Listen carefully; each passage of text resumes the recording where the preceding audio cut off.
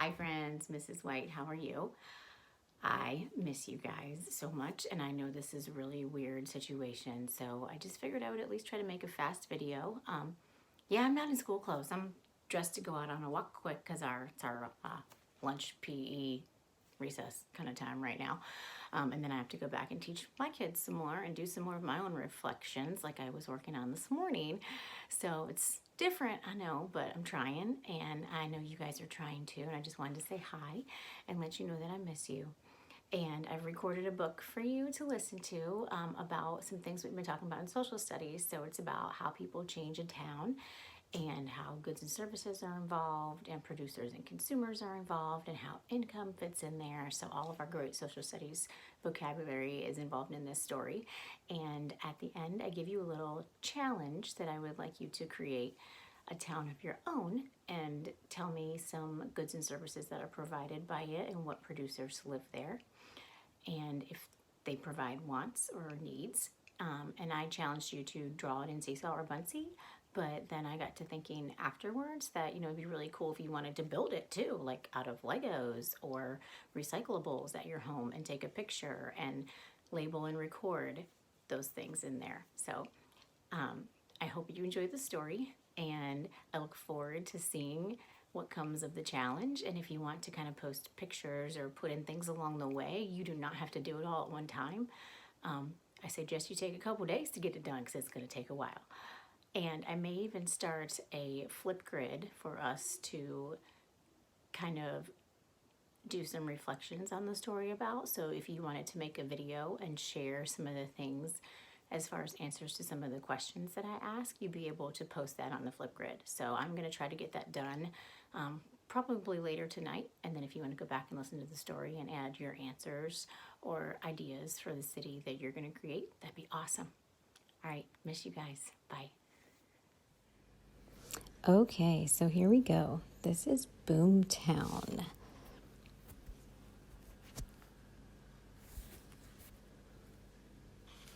It took us 21 days on the stagecoach to get to California. When we got there, I thought we lived with Pa in the goldfields. A whole tent city was built up. But Ma shook her head. The goldfields are no place for children. We'll get a cabin and live in town. What town?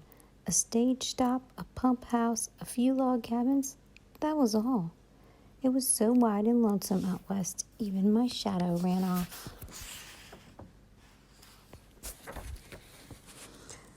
Ma found a cabin big enough for all of us, baby Betsy, brothers Billy, Joe, Ted, and me, Amanda. Pa came in from the goldfields every Saturday night, singing. So I got me a mule and some mining tools, a shovel and a pick and a pan, but I work all day without no pay. I guess I'm a foolish man. First, Mom made him take a bath in a tin tub set out under the stars. Then Pa sang songs and told stories he'd heard from the miners, stories about men finding big nuggets and striking it rich. But poor Pa, he had no luck at all. Still, every Monday morning he'd leave for the goldfields full of hope. Days were long and lonely. The hills spread out as far as forever. Nights, me and Mom, my brothers, and baby Betsy would sit out and wait for a shooting star to sail across the sky. Once in a while a crow flew by. That's all the excitement there was. My brothers worked up some furrows. They planted corn and potatoes and beans. Then they ran around climbing trees, skinning their knees. But after all the water was fetched and the wash was done, after the soap was made and the fire laid, after the beds were fixed and the floor was swept clean, I'd sit outside our cabin door with baby Betsy, so bored I thought I'd die. Also, I hankered for some pie. I love to bake pie. I asked Ma, and she said pie would be good, but we have no pie pans and no real oven, just the wood stove. How would you bake a pie?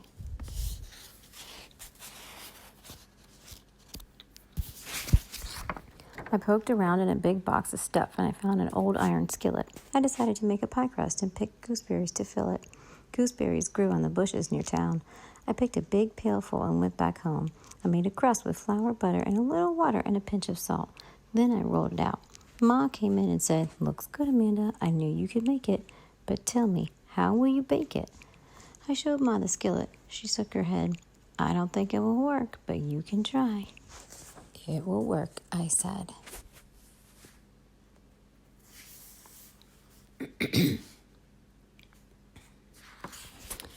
Brothers Billy, Joe, and Ted stood there laughing when the wood turned to coals. I pushed my pie inside the old stove.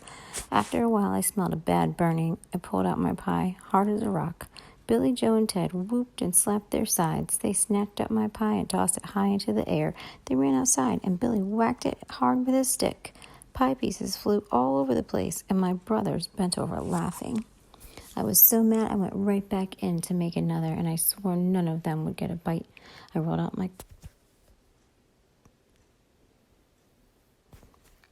my crust and filled it with berries, shoved the pie into the oven, and soon took it out. I set the pie down to cool. I went off to do some mending. Next thing I knew, baby Betsy was just learning to walk, sat there with pie goo all over her face. Too soft, the filling ran down on Betsy, and she wailed like a coyote in the night. It took one more try, but I got it right. That night, we ate my gooseberry pie, and it was delicious. You know what? I love how she didn't give up. She's very persistent. She's got great perseverance. When Pa came home from the Goldfields on Saturday night, there was a pie for him, too. Amanda, you're the queen of the kitchen. Pa scooped me up and whirled me around. I was proud. The next week, I made an extra pie for Pa to take with him to the Goldfields. Saturday night, when he came home singing, coins jangled in his pocket. We all ran out to ask, "Did you strike gold, Pa?" "No," he said. "I sold Amanda's pie." The miners loved it. They paid me 25 cents a slice. Oh, well, that's pretty cool. So now he's got some income because of the pie that she produced. This makes me think a lot about our social studies we've been learning about, friends. So Amanda is now a producer, and she's baking pie to earn income for her family. After that, Pa took pies to the Goldfields every week, and every week he came home with coins in his pocket. Some miners walked right to our door looking for pie. They told Ma, "You should open a bakery." Ma said, "It's my girl Amanda who's the baker. If she wants to make pies, that's fine, but I have no time." Ma had a new baby on the way. It was up to me. I figured I could sell pies to the miners and fill our money jar. But I needed help. I rounded up my brothers and told them, "If you want to eat pie, you've got to work." They grumbled and groaned, but they knew I meant it. So Billy built me a shelf, Joel made me a sign, Amanda's Fine Pies, and Ted helped pick berries and sour apples.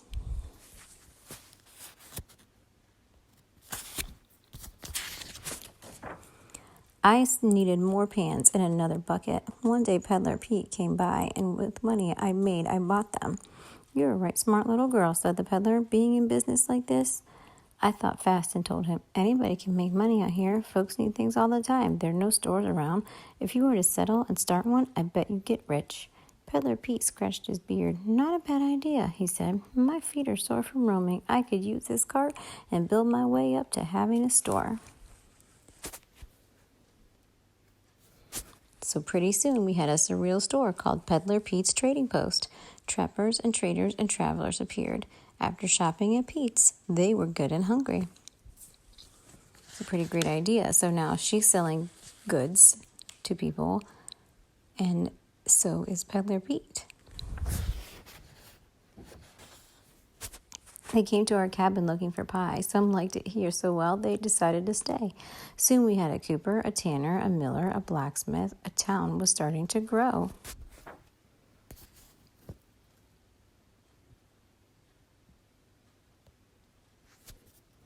A prospector came in on the stage from St. Joe. His clothes were covered with dirt. He looked around at the folks eating pie and he asked, "Is there someone here who does washing?"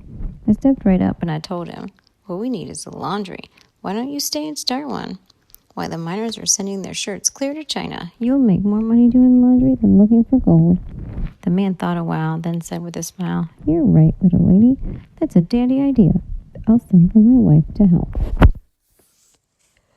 So now, if he's providing laundry, he's not providing goods, but like we've talked about, he's providing a service. He's providing the service of cleaning people's clothes.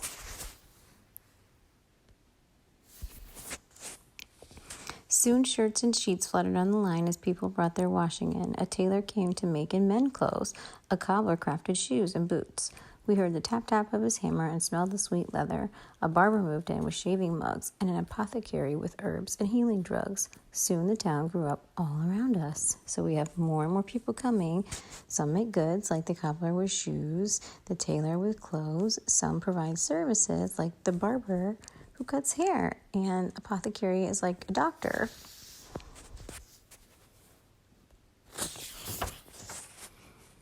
My pie business blossomed. Sometimes the line snaked clear around the house. Baby Betsy entertained the people while they waited. Billy added another shelf. Joe and Ted made a bench. We all picked berries and apples. Even Ma came to help. We had to get a bigger jar for all the money coming in.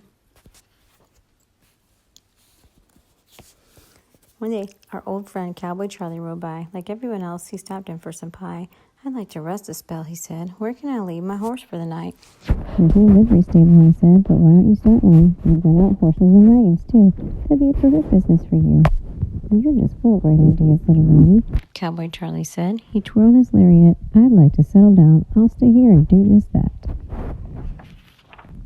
So I'm wondering if he provides a place for people to keep their horses and wagons when they're there. Is he providing a good or a service? Something to think about. Soon a trail was worn right to Charlie's stable door. All day we heard the snorting of horses. Now Charlie needed hay. Farmers brought wagons and sacks full of feed. With all those people riding in, someone decided to build a hotel and a cafe. The town grew fast all around us. The owner of the cafe bought pies from me, 5 or 6 at a time. I taught Billy how to roll the crust. Joe got wood for the stove. Ted washed the fruit, and baby Betsy tried to stir in the sugar. The money jar in our kitchen looked ready to burst. Where can we safely keep all that cash? Lucky us. One day Mr. Hooper, the banker, appeared. So what does a banker provide? Goods or services? And what are they?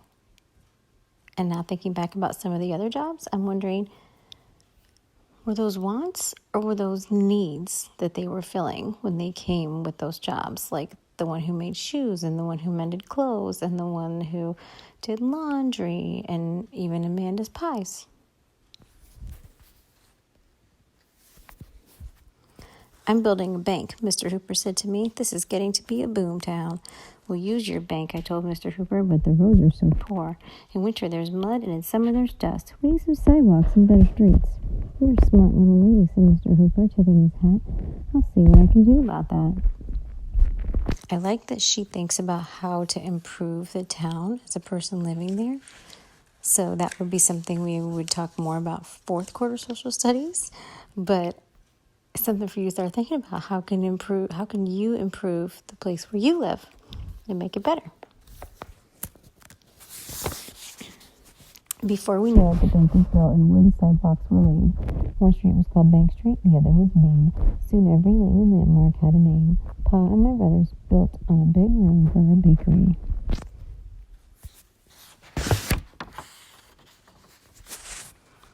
Men sent for their families. New houses appeared everywhere. Babies and children filled up the town. We needed a school, and a good school marm. We knew Miss Camilla from our stagecoach days. She was living up the coast a ways. Cowboy Charlie rode off to fetch her, and she was glad to come. Miss Camilla, the teacher, had married a preacher, and he had came too. We all got together to build a church and a school. Bells rang out every day of the week. Now this was a real boomtown.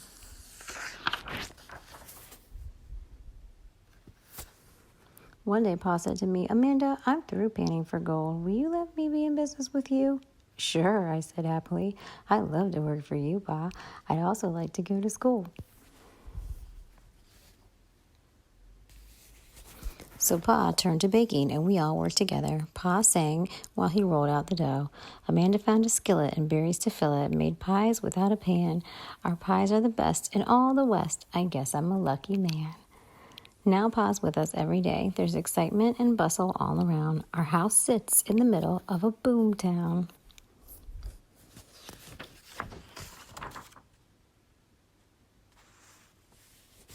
And to think it all started with me, Amanda, baking pies. So my question to you before I read your last page is, what do you think could be true in this story? Do you think it's a fictional story? Do you think it's non-fiction? Do you think it's a realistic fiction where it really could happen but it didn't? Or do you think it's like based off of a non-fiction story and it really did happen? And what parts made you think that it might be real?